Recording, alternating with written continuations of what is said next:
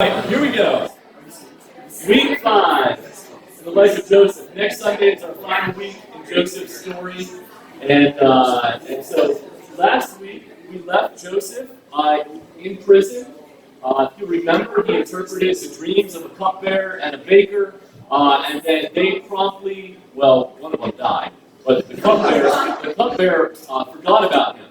All right? So Joseph interprets this guy's dream, says, you're going to be elevated back into the presence and the service of Pharaoh, and whenever you get there, please tell Pharaoh about me so that he can get me out of this pit that I'm in, out of this prison. And then the last verse of chapter 40 says that the chief cupbearer did not remember Joseph, but forgot him. Now this week, I don't have time to read the entirety of chapter 41 to you, so I'm going to give you the Cliff Note version, Pastor Josh style. All right.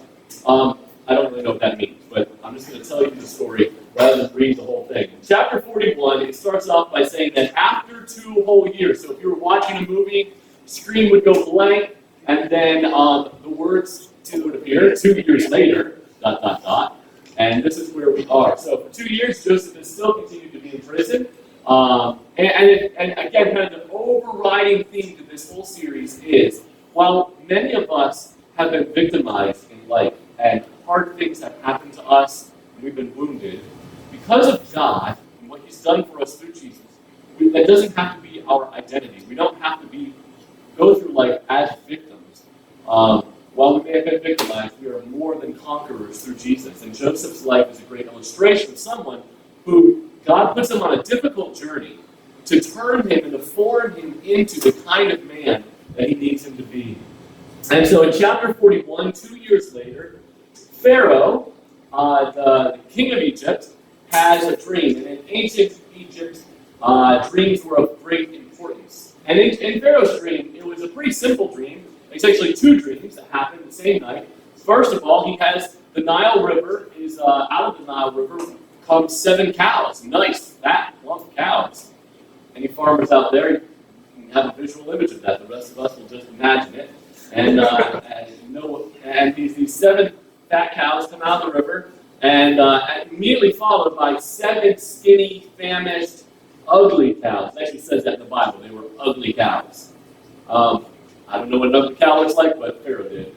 The 7 ugly cows eat the 7 fat cows, and then they don't look any better as a result. They don't become fat. So we've got these carnivorous cows, and end of dream 1. Dream 2, there's these 7 stalks of wheat that are great. They've got wonderful grain on them. They look wonderful. Immediately there are 7 blighted ears of wheat, of grain that grow, and they swallow up the good grain. How does a stalk of wheat swallow another stalk of wheat? This is the stuff of dreams. We don't know how it happened. We just know that it did. Pharaoh wakes up. He's very disturbed by these dreams. He doesn't know what they mean, but he knows they must mean something. He calls all of his wise men, all of his magicians, to please interpret the dreams for me. And by God's design, none of them can do it. It's very strange, because we read other places in the Bible that kings have some pretty wild dreams. This one actually seems pretty easy to interpret. I mean, on our end, because we can read the story. But no one can interpret it. Meanwhile, finally, the cupbearer to the king has a flashback, and he remembers 2 years earlier when he had a dream that he needed to have interpreted, and Joseph interprets it. And so the cupbearer says to the king, which is kind of a bold move for him, if you were once thrown in prison by the king, you really don't want to remind him of that thing, whatever it was that got you in prison. But the cupbearer says, do you remember that time that you threw me in jail? Yeah. Well, there was a guy there who interpreted my dream, and I think he might be able to help you with this one. And moments later, Joseph gets a makeover. They pull him out of prison. They give him a bath. They shave his head and his hair. They put a new robe on him. It's fascinating that throughout all the story of Joseph, important times in his life are always marked by a change of clothing. And I think that's an interesting way that the story unfolds. And he stands before Pharaoh. And Pharaoh tells him his dream all over again. And Joseph interprets it for him. He says, Pharaoh, this is what it means. There's going to be 7 really good years in the land of Egypt. Lots of harvest, lots of food. And those are going to be followed by 7 bad years of famine in Egypt. The 7 bad years will be so bad, you won't even remember the 7 good years. And then he gives them some recommendations on how we should prepare for those 7 years. Pharaoh loves the plan and moves on to make Joseph the second in command. So in one day, he goes from being in a prison to being the second in command of Egypt. It's a dramatic rise to power in Joseph's life. He puts him in charge of this food program as well as the whole kingdom. And by the time you get to the end of chapter 41, Joseph now has a wife and 2 sons. And it says that all of the earth came to Egypt to buy grain. He transforms Egypt into an economic superpower. In fact, next week that'll perhaps become even more apparent that as the land runs out of money and all the people are starving, they end up turning their property over to Pharaoh. By the end of these 7 years, Pharaoh is the largest landowner around, and it's pretty dramatic. So that was chapter 41. So it's just crazy that for multiple chapters, bad thing after bad thing happens to Joseph, right? Sold into slavery by his brothers, he's betrayed by them, he then gets falsely accused, ends up by Potiphar's wife, ends up in prison, is forgotten for 2 years. But now in chapter 41, all sorts of great things are happening to him. And so what I wanted to kind of hone in on in this chapter were a few things that I see in the way that Joseph responds to this season of his life that are different from the way he responded in previous seasons of his life. Dreams have shown up over and over again in this storyline. And the way that Joseph handles the dreams this time is much different. First of all, I see in Joseph a man now who is honest with his limits. Have you ever said yes to too many things? Or have you ever made promises that you have no idea how you're going to fulfill them? You just don't want to disappoint people, or you don't want to give off the opinion that you can't do something, and so you say, "Sure, I'll do that," and then you're just watching YouTube tutorials for the rest of the night, trying to figure out how to actually do the thing that you said you would do. What I find fascinating in Joseph is verse 15 and 16. I've got these on the screen. If you want to read your Bibles, it's Genesis 41, 15 to 16. So Pharaoh brings Joseph out of the prison and stands before him. And verse 15 says, "And Pharaoh said to Joseph, I have a dream, and there is no one who can interpret it. I have heard it said of you that when you hear a dream, you can interpret it." Verse 16, Joseph answered Pharaoh, "It is not in me. God will give Pharaoh a favorable answer." Those 3 words there, 4. It is 5. I can count. It is not in me.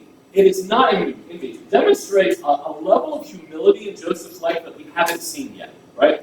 When we meet Joseph, he's arrogant, he's brash, he says stupid things. Now, all of a sudden, after a season of life in prison, when he finally gets the opportunity to be before the king, the thing he's dreamed about for so long, the king tells him his dream. The first words out of Joseph's mouth are, "Yeah, I really can't do that. I can't interpret your dream, but you know what? I think that God can interpret your dream for you." Somehow, during this time in his life, Joseph becomes a man who understands that his purpose is not his own glory, right? Up to this point, Joseph has kind of, especially in his earlier years, was all about his own esteem and his own glory. But now he redirects immediately the focus off of himself and his ability and puts it onto God. The purpose is not about you. Your purpose is about God. Joseph seems to understand that he has no ability on his own to manufacture a desired outcome, and has even given up trying to do so. So here he is, this most crucial point of his life. I would have been like, "Oh yeah, I'm pretty sure I can do it for you, Pharaoh." Absolutely. In fact, how about let's just broker the terms of this right now. If I interpret your dream for you, will you let me out of prison, right? And then I would have been like, "I'll just make up something, right? Anything to get me out of prison." Joseph makes no such negotiations. He simply puts the responsibility on God and makes himself available. All right, I think there's a pretty important lesson in this. In order for God to move us to the next thing in our lives, and some of us are in seasons that we wish we were not in order for God to take us from that season to the next thing, we have to come inwardly to a place where we put the responsibility on Him and stop trying to create our own outcome. And I think that's what Joseph has finally done here. He just says, you know what? I can't really do this, but God can. And when we do this, we become the kind of people that God can use. Skipping ahead to verse 38, you can see the impact that this has on Pharaoh. Pharaoh says in verse 38, "Can we find a man like this in whom is the Spirit of God?" Notice, I believe the reason Pharaoh makes the connection to the Spirit of God on Joseph's life is because Joseph has been upfront from the very beginning that this interpretation isn't due to his own wisdom, his own ability. It's all about God. And sometimes God puts us in seasons that break us so that we become the kind of people that point our lives to Him. This is an amazing testimony. Joseph is, again, developing humility at a level we've yet to see in his life. Another thing that I observe is taking place here is that, for the first time in his family history, deceitfulness is being broken. So we've talked in the first week about how sin patterns in our lives and in our families show up again generation after generation. And in Joseph's family, deceitfulness has been a stronghold in his family. Abraham deceives a political leader at one point regarding his wife and said that she's his sister. Then Isaac does the same thing with Rebecca. What's the Sarah? Abraham, Isaac. Anyway,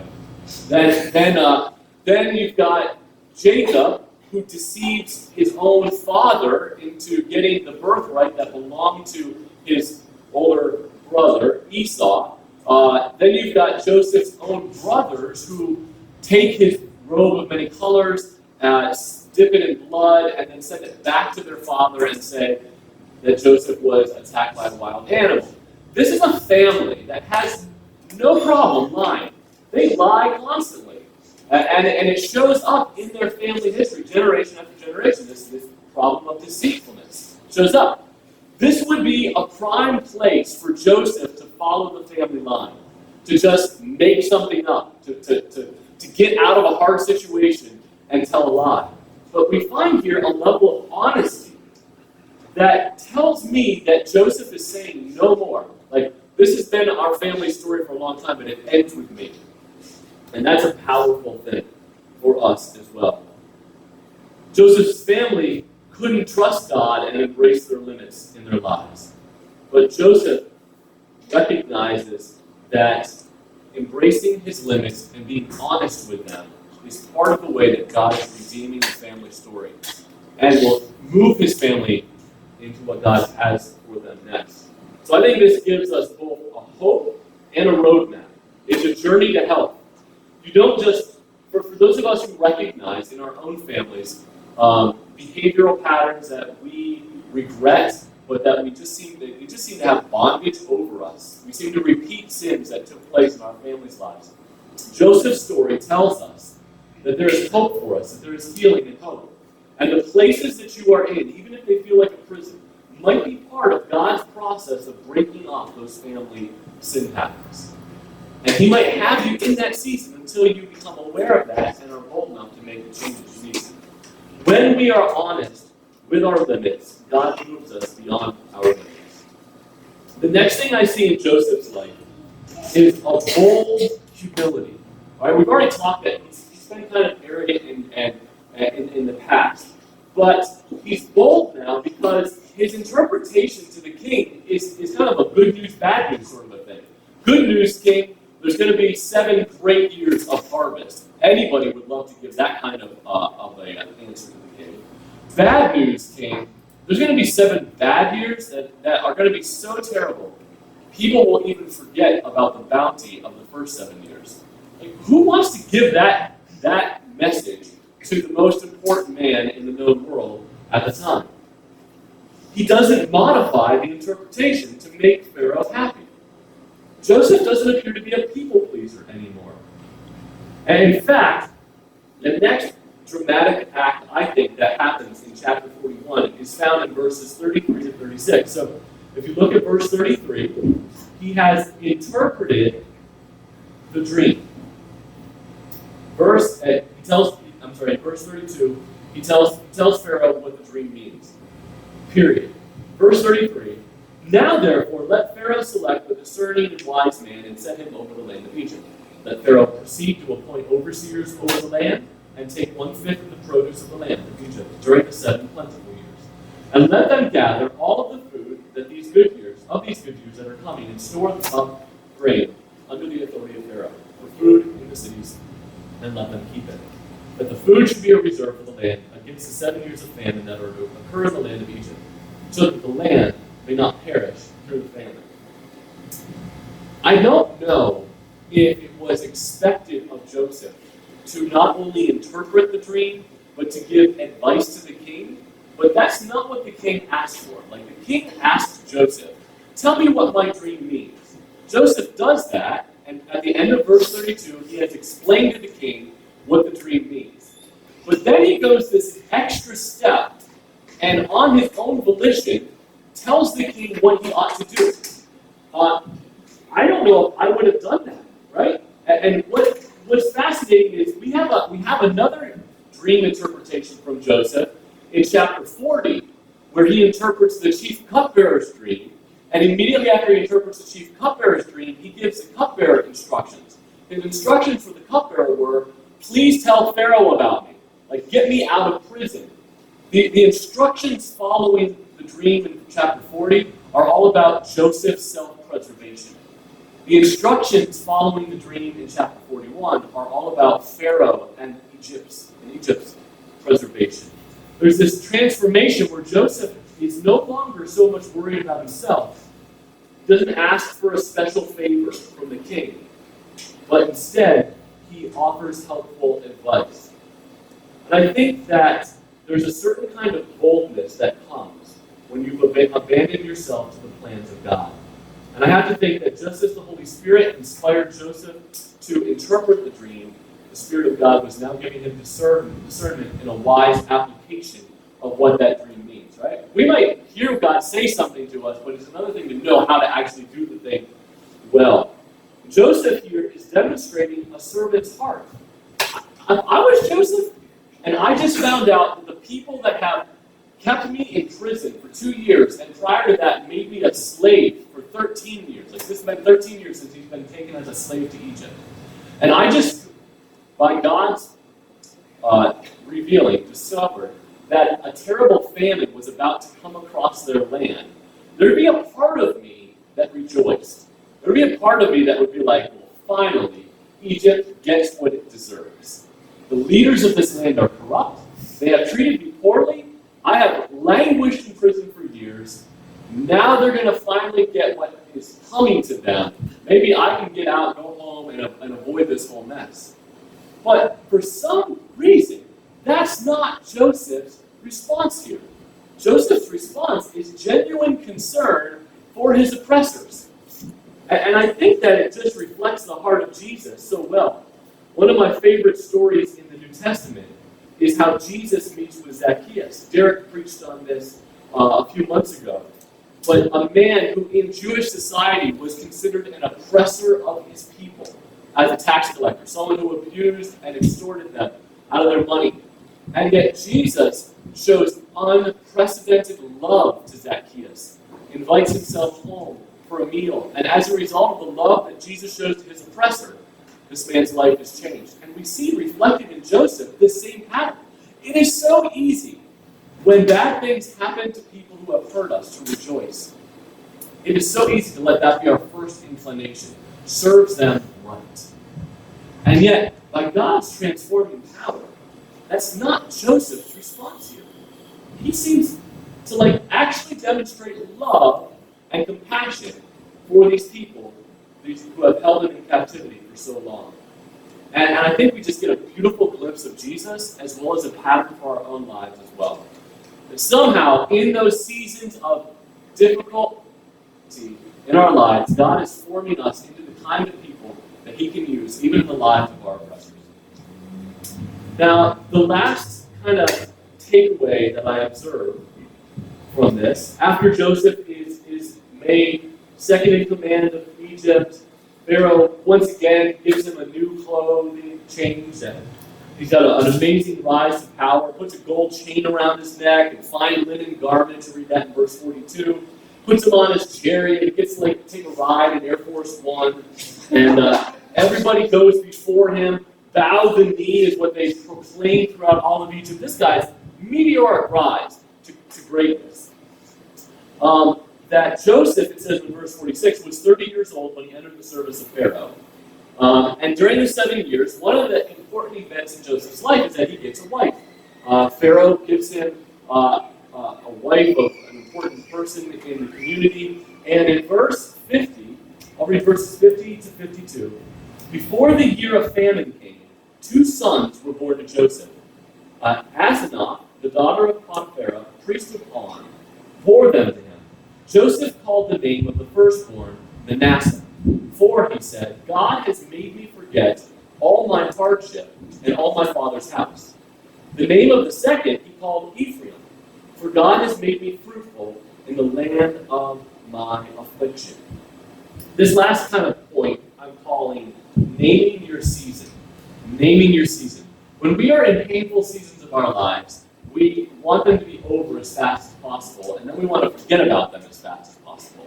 Joseph's life here, what he does with these sons, tells me that as he reflects on his life, he's bold enough and aware of himself to say, I'm going to name my sons things that remind me of God's faithfulness in this season.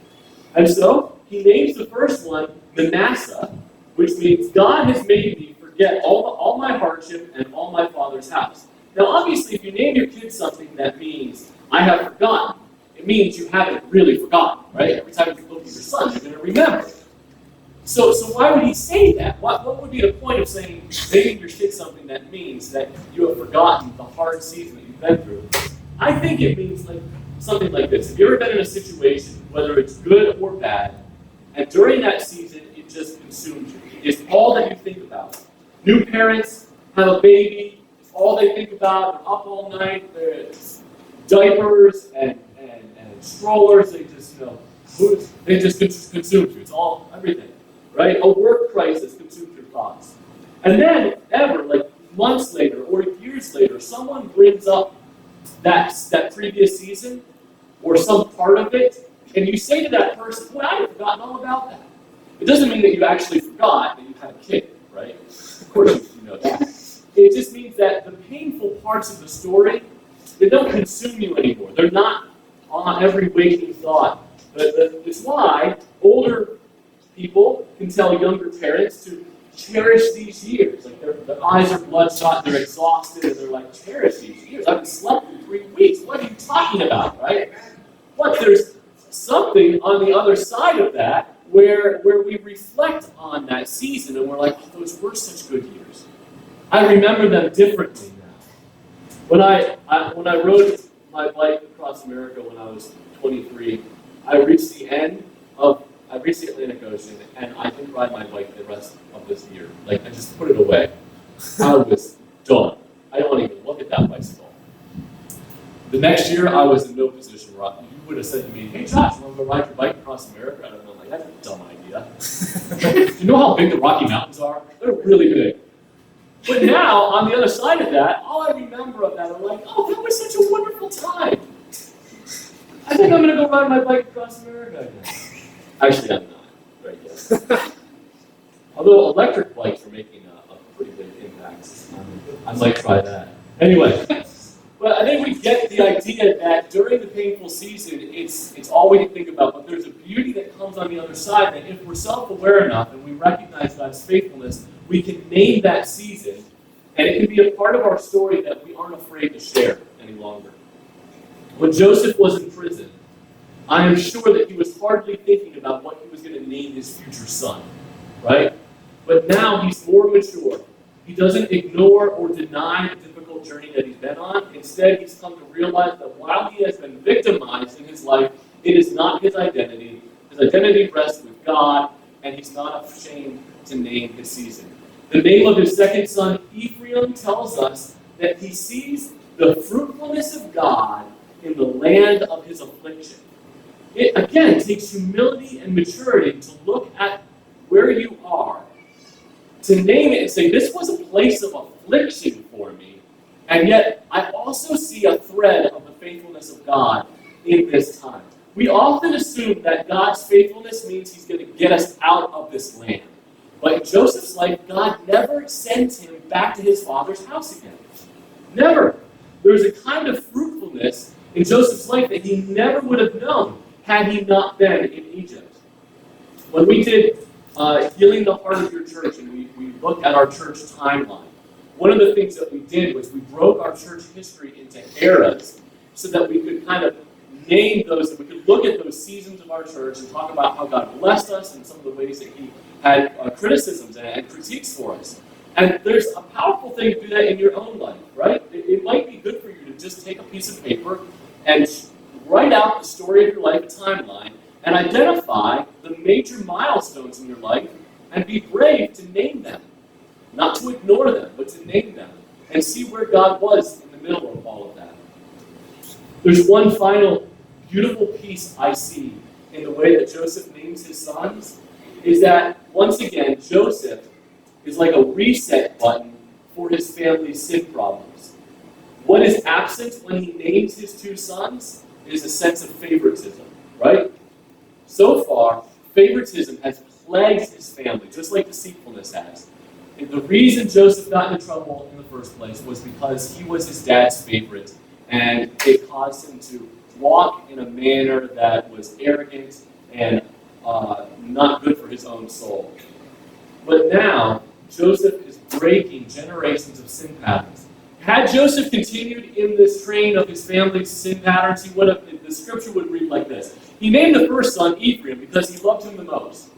And the second son, he named, I don't know, I don't like you, since I don't know what he would have named. But there would have been a clear differentiation between the favorite and the not favorite son.